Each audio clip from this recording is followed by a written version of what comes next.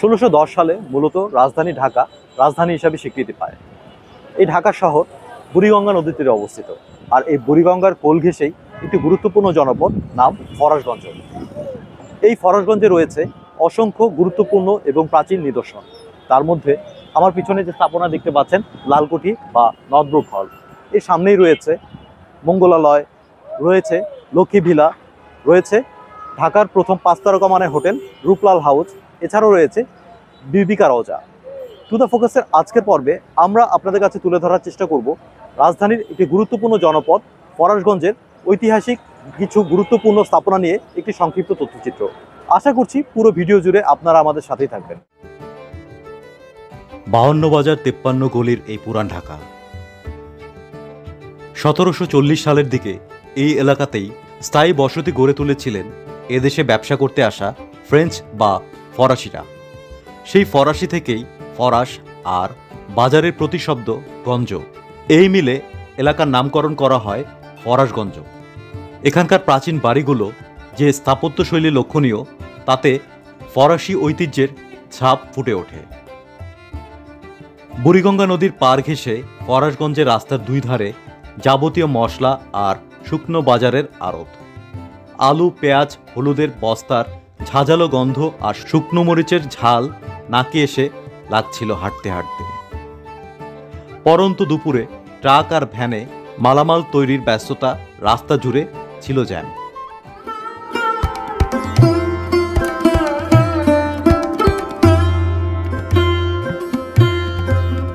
পুরনো ঢাকার আনাচে কানাচে ছড়িয়ে আছে অসংখ্য প্রাচীন ও ঐতিহাসিক স্থাপনা। তার মধ্যে অন্যতম একটি স্থাপনা হল নর্থব্রুক হল। 1874 সালে তৎকালীন ভারতের governor general George bearing Northbrook Dhaka সফরে এসেছিলেন। তার এই সফরকে স্মরণীয় করে রাখতেই একটি টাউন হল নির্মাণ করা হয়েছিল। এর মধ্যে 1872 থেকে 1876 সাল এর মধ্যবর্তী সময়ে এটি নির্মাণ করা হয়েছিল। এই স্থানেই ছিল দেশের প্রাচীন নাট্যালয়। তৎকালীন পুরান ঢাকার ধর্নাঢ্য ব্যবসায়ী ও জমিদাররা গভর্নর জেনারেলের সম্মানে এর নাম দিয়েছিল নর্থব্রুক হল, যা বর্তমানে লালকুঠি নামে বেশি পরিচিত। লাল রঙে রাঙানো হওয়ায় ইমারতটি স্থানীয়রা লালকুঠি বলতে পছন্দ করেন। লালকুঠি বলতে থাকায় একসময় এর নাম হয়ে যায় লালকুঠি। সম্প্রতি স্থাপনাটি সংস্কার কাজ চালু রয়েছে, যা এখনো চলমান। ইতিহাস ও ঐতিহ্য সংরক্ষণের স্বার্থে এই লালকুঠি বা নর্থব্রুক হল অনেক গুরুত্বপূর্ণ অবদান রেখে চলেছে।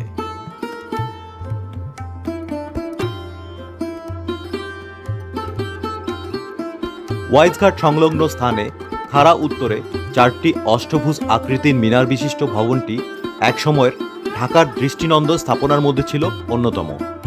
মোঘল স্থাপত্য রীতির সাথে ইউরোপীয় রেনেসাঁ সংমিশ্রণে নির্মিত স্থাপনাটি ছিল বুড়িগঙ্গার তীরবর্তী স্থানে অবস্থিত রাজকীয় ও দৃষ্টিনন্দন একটি স্থাপনা।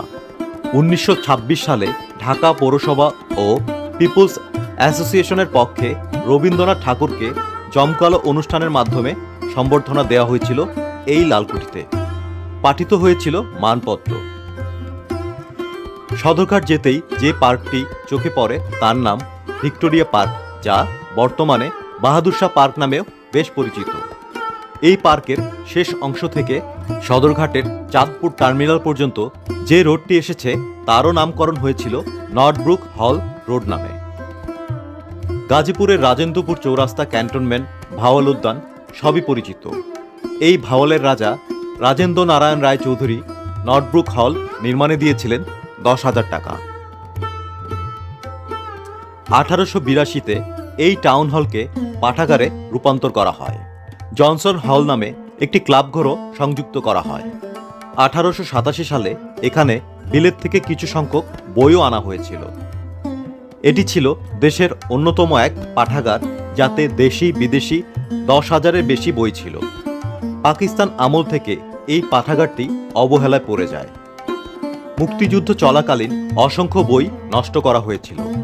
এরপর থেকে শুধু ধ্বংসই হয়েছে, কেউ আর গড়ে তোলেনি।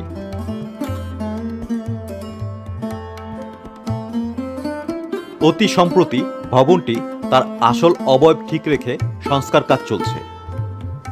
ভবনটির পাশে ৭৯ নং ওয়ার্ড কমিশনার কার্যালয় ছিল। বর্তমানে নতুন একটি ভবনে ফরাসগঞ্জ স্পোর্টিং ক্লাবের কার্যক্রম চালু রয়েছে।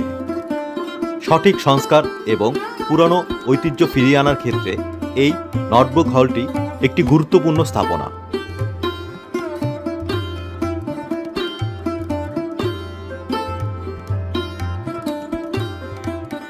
রাস্তার নাম বিকে দাস লেন।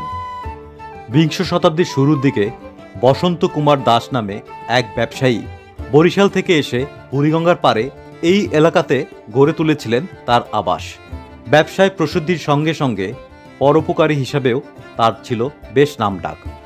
পরবর্তীতে এই রাস্তার নামকরণ করা হয় বিকে দাস লেনে। এই রাস্তাতেই রয়েছে লালকুঠি, রূপলাল হাউস, বেবিকা রওজার মতো ঐতিহাসিক গুরুত্বপূর্ণ স্থাপনা। রাস্তা দিয়ে এগুতেই চোখে পড়ল ঝুলন্ত বারান্দা সহ হলদে সেই বাড়িটি। দরজা জানালা বন্ধ, বাড়ির আঙ্গিনায় নিচু রডের বেড়া দিয়ে আগলানো। সামনের ছোট্ট গেটটিও তালাবদ্ধ। স্পষ্টই বোঝা যাচ্ছিল দীর্ঘদিন ধরে এখানে কারো আবাস নেই। শত বছরের পুরনো অসম্ভব সুন্দর এই স্থাপনা দেখে যে কারো চোখ আটকে যেতে পারে।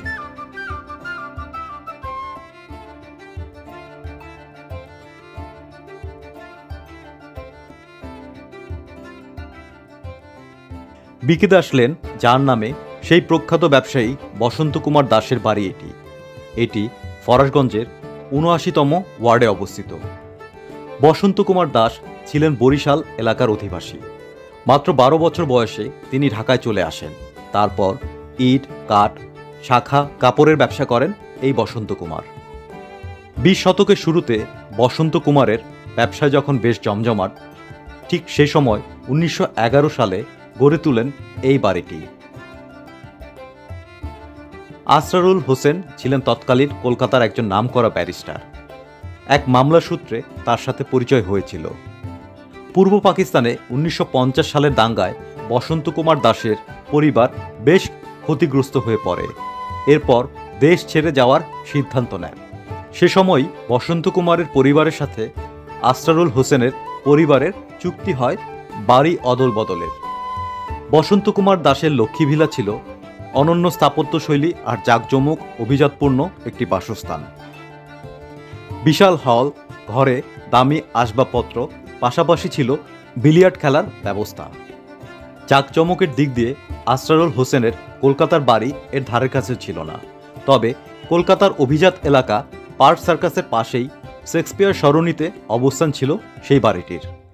বাড়ি বদলের চুক্তি অনুযায়ী আসরারুল হোসেন তার পরিবার নিয়ে লক্ষ্মী ভিলায় বসবাস শুরু করলেও দাস পরিবার কলকাতার সেই বাড়িটির দখল পাননি কোনোদিন। তৎকালীন উভয় দেশের সরকার দেশ ছেড়ে যাওয়ার মানুষদের বাড়িঘরকে শত্রু সম্পত্তি হিসাবে চিহ্নিত করেছিল। পরবর্তীতে অন্য জায়গায় বহুতল কমপ্লেক্স নির্মাণ করে সেখানেই বসবাস করেন বসন্ত কুমার দাসের পরিবার।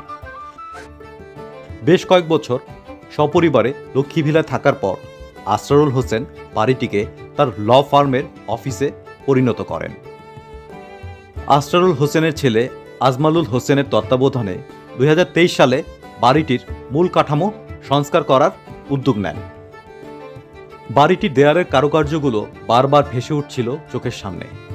যে কোনো ভ্রমণপ্রিয়াসু পথিকের মনে সহসাই কৌতূহল জন্মাতে পারে এই লক্ষ্মী ভিলার রূপ দেখে।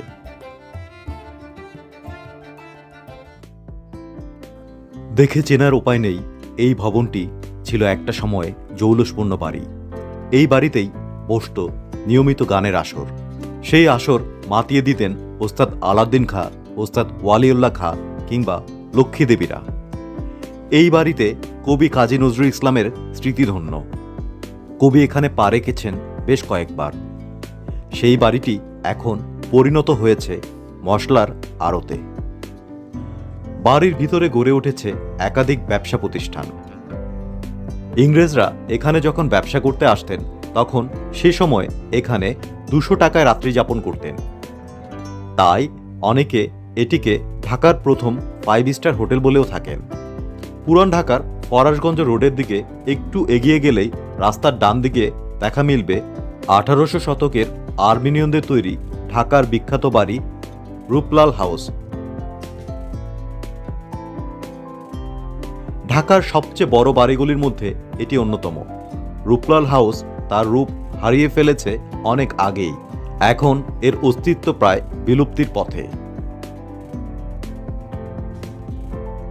বুড়িগঙ্গা নদীতে শুধু বিলাস জাহাজ নয়, বাণিজ্যিক জাহাজও যুক্ত সে সময়। 1888 সালে ভারতের ভাইসরয় লর্ড ড্যাফরিনের ঢাকা সফরকালে রূপলাল হাউসেই অবস্থান নিতেন। আর্মেনিয়ান, ব্রিটিশ এবং ঢাকার ক্লাসিক চেহারা মিলিয়ে সে বাড়ি আসলেই ছিল দেখার মতো। ব্রিটিশ ভারতে বাংলা এবং এখনকার বাংলাদেশ সবসময় ছিল গুরুত্বপূর্ণ। কলকাতার ব্রিটিশ ভারতের প্রাথমিক রাজধানী ছিল অনেক দিন। এই সময়টাতে ঢাকা কিছুটা অবহেলিত ছিল। তবে ধীরে ধীরে ব্রিটিশ শাসনামলে দ্বিতীয় শতকে মুসলমান সমাজে এলিট শ্রেণীর প্রভাব বাড়তে থাকায় ঢাকার গুরুত্ব বাড়ে। ঢাকার হিন্দু সমাজও কলকাতার ধনিক শ্রেণীর সঙ্গে পাল্লা দেওয়ার মতো প্রভাব প্রতিপত্তি অর্জন করেছিলেন এই সময়টাতে। তাদের নিজেদের মধ্যে আবার তৈরি হয় প্রতিযোগিতার মনোভাব। ব্রিটিশদের সর্বগ্রাসী বাণিজ্য নীতি আর কলোনিয়াল শাসন প্রকৃতির কারণে অন্যান্য বিদেশি বণিকরা ঢাকা ছেড়ে যেতে থাকে। বিক্রি হতে থাকে তাদের স্থাবর অস্থাবর সম্পত্তি, রয়ে যায় সেসবের স্থাপত্য রীতি, আর এর সাথে যোগ হয় ব্রিটিশ ও দেশি স্থাপনার সে সময় ট্রেন্ড। ওই সময়কালে ঢাকার দুই বিখ্যাত ব্যবসায়ী ছিলেন রূপলাল দাস ও রঘুনাথ দাস। ঢাকার বণিক সমাজে বেশ নামডাক ছিল দুজনের। 1835 সালের দিকে তারা সিদ্ধান্ত নেন নিজেদের সামাজিক মর্যাদার সঙ্গে সঙ্গে মানানসই একটা বাড়ি কেনা তাদের দরকার। তারা বেছে নিলেন সে সময় ঢাকার সবচেয়ে বড় বাড়িগুলোর একটিকে। আর্মেনিয়ান জমিদার আরাতুন 1825 সালের কাছাকাছি সময়ে বাড়িটি তৈরি করেছিলেন। 10 বছর বয়সী বাড়িটি রূপলাল কিনে নেন নগদ টাকায়। বলার অপেক্ষা রাখে না রূপলাল ব্যবসায়ী হিসাবে ধনাঢ্য ছিলেন, তবে প্রায় সব ইতিহাস ঘেটেই পাওয়া যায় তার ব্যবসায়ের উন্নতির পিছনে মেধা, শ্রম ও রুচির প্রশংসা।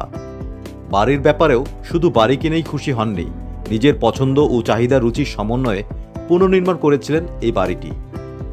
এভাবেই রূপলাল হাউস হয়ে ওঠে ঢাকার বিলাসী ধনাঢ্য ব্যবসায়ীদের জৌলুসে ভরা বাসভবন।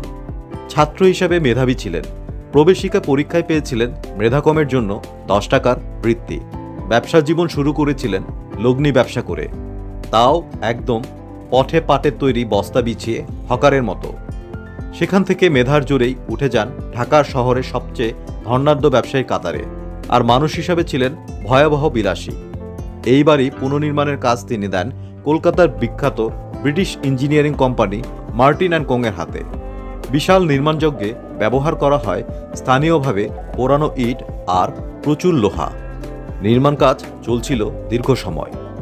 কত সাধে কত যত্ন করে নির্মাণ করেছিলেন এই স্বপ্নের বাড়ি। ব্রিটিশ শাসনের শেষ ভাগে ধর্ম হয়ে উঠেছিল নতুন ঢাকাই সমাজের নিয়ামক। 1905 সালের বঙ্গভঙ্গ আমরা এখন মনে করি বাংলার স্বাধীনতার একটি ধাপ হিসাবে। রূপলালের মতো সম্ভ্রান্ত হিন্দু পরিবারের অধিপতিদের জন্য ধর্মভিত্তিক দেশভাগের ধারণাটি ছিল আতঙ্কের। 1947 সালের দেশভাগের সময় দাস পরিবার আর যেন সাহসী পেল না ঢাকা শহরে থাকার।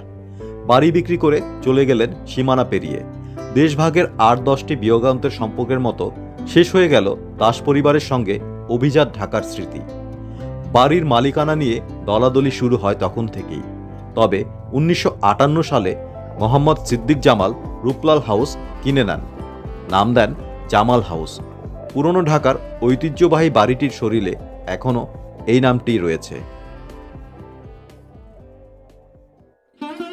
ঢাকার অতি প্রাচীন একটি বাড়ি, নাম মঙ্গলালয়। খুব সুন্দর একটি নাম। বাড়িটিও আরও সুন্দর। অপরূপ নির্মাণশৈলী, যারা দেখেছেন তারা জানেন, চোখ একদম আটকে যাওয়ার মতো।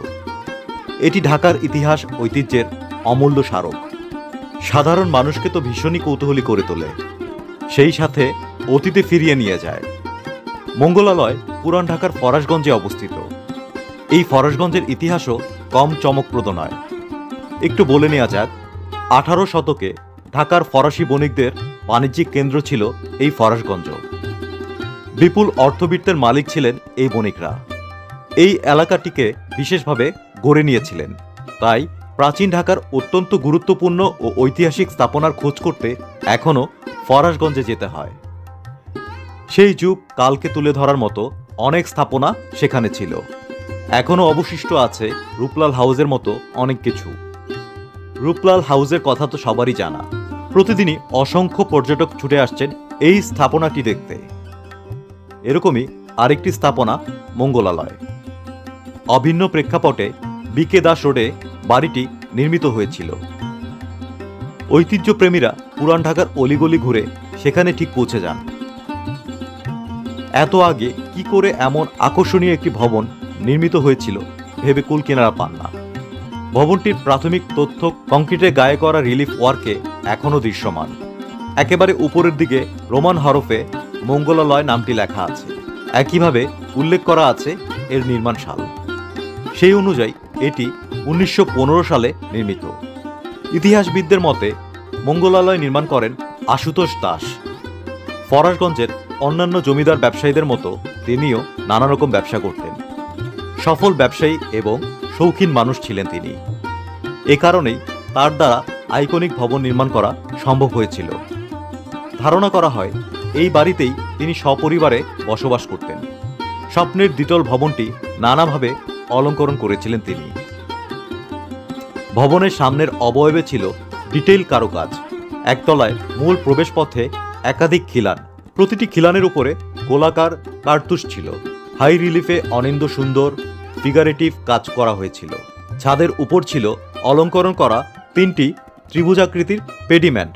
ফ্রেঞ্চ রোকোকো স্টাইলে অলঙ্করণ করা পেডিমেন্টটি ছিল মাঝখানে। এভাবেই সে সময়ের শিল্পরুচি, স্থাপত্য চিন্তা ও সক্ষমতার প্রমাণ রাখা হয়েছিল ভবনের পুরোটা জুড়ে। বাড়ির বিভিন্ন অংশে মানুষের বিচিত্র ফিগার থাকায় স্থানীয়দের কাছে এটি পুতুল বাড়ি নামেও বেশ পরিচিত। স্থাপত্যশৈলীর পাশাপাশি মঙ্গলালয় বেদনা বিধুর দেশভাগের সাক্ষী। দেশভাগের সময় 1947 সালে বাড়ির মালিক আশুতোষ দাস সপরিবারে ভারতে পাড়ি জমান বলে জানা যায়। সে সময়ের তথ্য মতে শুধু থেকে গিয়েছিলেন তার পুত্র গোপাল দাস। পরবর্তীতে 1971 সালের মুক্তিযুদ্ধের সময় কালের সাক্ষী হয়ে দাঁড়িয়ে আছে এই বাড়িটি। পাকিস্তানি হানাদার বাহিনী ঢাকায় যেসব বাড়িতে অগ্নিসংযোগ করেছিল সেগুলোর মধ্যে মঙ্গলালয় ছিল অন্যতম। এই দৃষ্টিকোণ থেকে বাড়িটির একটি ঐতিহাসিক গুরুত্ব অনুধাবন করা যায়। কিন্তু বর্তমান সময়ে মশলার আড়ত এবং অবৈধ দখলদারদের কারণে এই মঙ্গলালয় ধ্বংসের পায়তারা চলছে। বিবিকা রওজা পুরান ঢাকার ফরাসগঞ্জের বিকে দাস রোডে অবস্থিত নবী করিম সাল্লাল্লাহু আলাইহি সাল্লামের কন্যা খাতুনে জান্নাত মা ফাতেমা রাদিয়াল্লাহু তাআলা আনহার গায়েবী প্রতীকী রওজা। এই বিবিকা রওজা বলতে মূলত মা ফাতেমা রাদিয়াল্লাহু তাআলা আনহার প্রতীকী রওজাকেই বোঝানো হয়। এই রওজার সাথে অনেক অলৌকিক বিষয় জড়িয়ে আছে। লোকমুখে প্রচলিত যে মণি বেগম ছিলেন মা ফাতেমা রাদিয়াল্লাহু তাআলা আনহার ভীষণ ভক্ত অনুরাগী। কোনো এক রাতে মণি বেগম স্বপ্নে দেখেন মা ফাতেমা রাদিয়াল্লাহু তাআলা আনহা বলেন, তোমার শোবার ঘরটি পরিষ্কার ও সংস্কার করো, ওইখানে আমার রওজা খুঁজে পাবে। মণি বেগম ব্যাকুল হয়ে স্বপ্নে পাওয়া নির্দেশনা পালন করতে লাগলেন। একটা সময় তিনি দেখলেন সত্যি সত্যি সোনা দিয়ে মোড়ানো একটি প্রতীকী রওজা মাটির গভীর থেকে জেগে উঠেছে। এরপর মণিবিবির পুত্র আমির খান 1600 সালে একটি স্থাপনা নির্মাণ করেন। তখন ভারতবর্ষে সম্রাট আকবরের শাসনামল ছিল। অতি দ্রুতই এই খবরটি চারিদিকে ছড়িয়ে পড়লে দূর দূরান্ত থেকে বিভিন্ন ধর্মবর্ণের মানুষ এই রওজা জিয়ারত করতে শুরু করলেন। প্রতিদিনই দেশের বিভিন্ন প্রান্ত থেকে বিভিন্ন ধর্মের মানুষ এখানে গায়েবী রওজা জিয়ারতের উদ্দেশ্যে আসেন এবং তাদের মনের বিভিন্ন মনোবাসনা পূরণে দোয়া করে থাকেন। লোকমুখে শোনা যায় এখানে যারা সৎ উদ্দেশ্য নিয়ে আসেন তারা কেউ নাকি খালি হাতে ফিরে যান না। অনেকেই ধারণা করে থাকেন এই বিবিকা রওজা শিয়া সম্প্রদায়ের একটি পবিত্র স্থান। আসলে এই ধারণাটি সম্পূর্ণ ভুল। এই বিবিকা রওজা মূলত সুন্নিদের। শিয়াদের সাথে এর কোনো সম্পর্ক নেই। মহরম মাসের 10ই মহরম পবিত্র আশুরার দিনে এখান থেকে শোক মিছিল বের করা হয়, যার কারণে অনেকেই শিয়া অনুসারী মনে করে থাকে। এখান থেকে মহরমের যে শোক মিছিলটি বের হয় তার নাম বোলতাগাওয়া। বোলতাগাওয়ায় শিয়াদের তাজিয়া মিছিলের মতো বুক চাপড়ে বা রক্তাক্ত করে মাতন করা হয় না। ইমাম হোসেন রাদিয়াল্লাহ তাআলা আনহুর মাতা মা ফাতেমা রাদিয়াল্লাহ তাআলা আনহার প্রতীকী রওজা ইঞ্জিন চালিত খোলা গাড়ি করে পুরান ঢাকার অলিগলি পেরিয়ে জিকাতলা বা ধানমন্ডি ঈদগাহের পুকুর পর্যন্ত গিয়ে তাদের মিছিল শেষ করা হয়। সেখানে প্রতীকী সমাধি ডুবিয়ে শোক প্রকাশের মাধ্যমে বোলতাগাওয়ার আনুষ্ঠানিকতা শেষ করা হয়। বছরে 12 বার এই রওজার গিলাফ পরিবর্তন করা হয়, তবে সেটা মহিলারাই করে থাকেন। পুরুষদের গিলাফ পরিবর্তনের অনুমতি নেই। ধর্মীয় বিষয়গুলো সম্পূর্ণ বিশ্বাসের উপর নির্ভরশীল। কারো বিশ্বাসে আঘাত দেওয়ার অন্য কারো অধিকার নেই। ধর্মীয় দিক এবং প্রাচীন নিদর্শন হিসাবে বিবিকা রওজা অনেক তাৎপর্যপূর্ণ।